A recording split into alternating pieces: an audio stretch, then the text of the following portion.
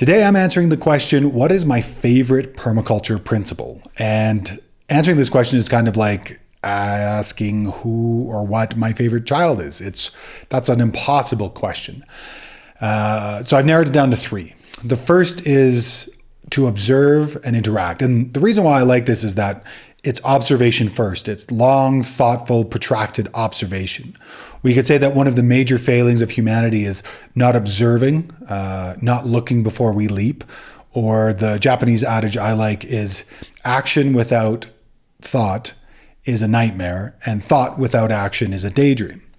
So observation gives us the opportunity to really dig deeply and understand a site's context. Context is king, it's everything. To understand where this place is, what the climate, the geography, the water, the land, access, structure, ecosystems, microclimates, to really understand where it inhabits space and time and what is the biological flora and fauna. That then gives us the information to start to design intelligently. And that leads right into the second principle, which is patterns to detail. We take a look at the overarching patterns of a site. Again, the climate, the geography, the water, the access. We see what is pre-existing, and then we use that to go down into the details.